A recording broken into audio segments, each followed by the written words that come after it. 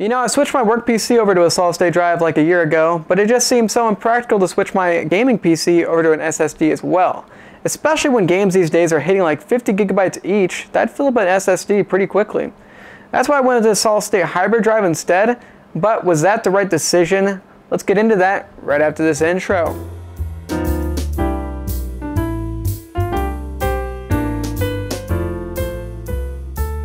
Let's start off with the most important information, hit that B-roll footage, and let's see how long it takes this computer to boot up with a solid-state hybrid drive.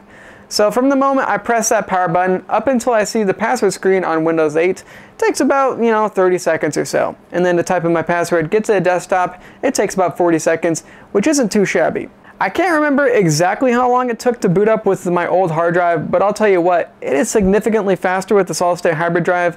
It's not quite there with the solid-state drive, but just for a little bit more money, you get a dramatic difference. It's pretty cool. So if you already have a solid-state drive and maybe you're just looking for some more memory, you're getting a solid-state hybrid drive, you're probably going to be a little bit disappointed. But if you're going from a hard drive to this thing, you are going to be amazed. It's pretty crazy.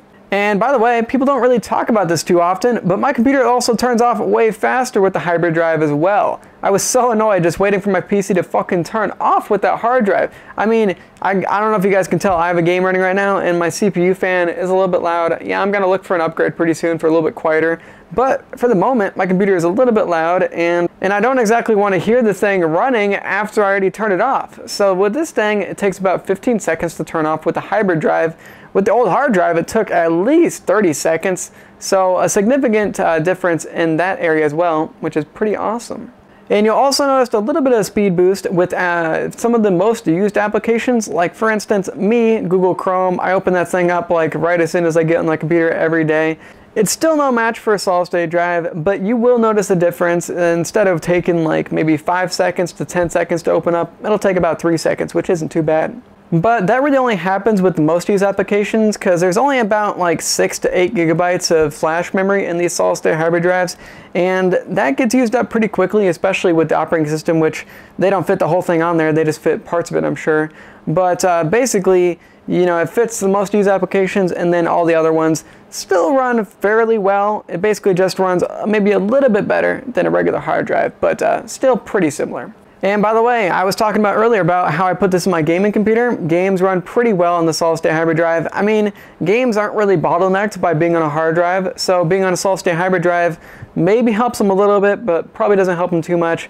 Regardless, it's perfect for gaming because you have all that memory and it's a little bit cheaper, a little bit faster, and it's best of both worlds. But some of you may be asking, why don't you just get a solid-state drive boot drive and then just get a hard drive for games and all the other bigger applications? Well, that's absolutely an option, and I have actually done that before. I have another computer that does have that set up. But to be honest, I really love the simplicity of just having one drive. I don't like having to pick where I want my stuff to be. I don't like having to download a game and then I'm like, oh shit. There's not enough space on my boot drive, so I got to put on the I got to put on my other hard drive. So I personally like the freedom of just having one drive, but if you want to have two, it works as well, and maybe it might be better, but overall, I think overall performance is maybe better with this thing. And by the way, I mean, just like installing Windows and everything, just like it is on a regular one drive, computer. So I personally like that simplicity. If you like it too, then go for that. If you don't like the simplicity and you like being difficult and shit, then, get a boot drive SSD and then just a hard drive, but whatever. So, it's really hard not to talk about the price point in this review as well. Yeah, the price of SSDs are dropping every day, and that's awesome. It used to be like $1 a gig, now it's about half $1 a gig and everything. Well, I guess you get like 2 gigs a dollar now, and that's pretty good. But like 1 terabyte drives are still in the range of like $500, and that is just for like the cheap solid-state drives. If you want to get like a Samsung 850 Pro, it'll be a lot more than that. But this 1 terabyte solid-state hybrid drive is just about $75 at the time of making this review, compared to regular hard drives that are 1 terabyte, about $50. I mean, only $15 more, and you get a significant boost increase, or speed increase. It's definitely worth the extra $15. I'll tell you what, you guys will not regret it.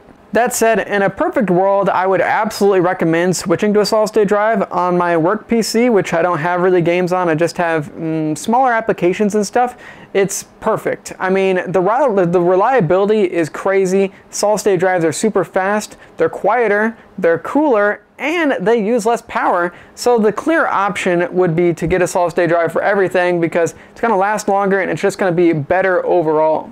But as we all know, at this point, it's just really expensive to actually have like a terabyte solid-state drive. So I would recommend this for like a gaming PC. If you have a work PC where you only maybe need like 240 gigabytes, definitely get a solid-state drive. But if you need a terabyte, you better go with the solid-state hybrid drive. It's the better decision at this point. So that said, I was really happy with my decision. I mean, it's still not quite a solid-state drive, but it's so much better than a hard drive that the upgrade was totally worth it. So I'm pretty happy with my decision. And with that said, I hope you guys enjoyed this review. If you want to drop a like on it, I really do appreciate that. It helps me out quite a bit. And if you guys like seeing reviews like this, be sure to subscribe to my channel because that does mean a lot to me as well. And then you guys get to see my reviews and stuff and unboxings and all that fun jazz. So thank you guys for checking out this review, and I'll see you crazy motherfuckers later. Peace out.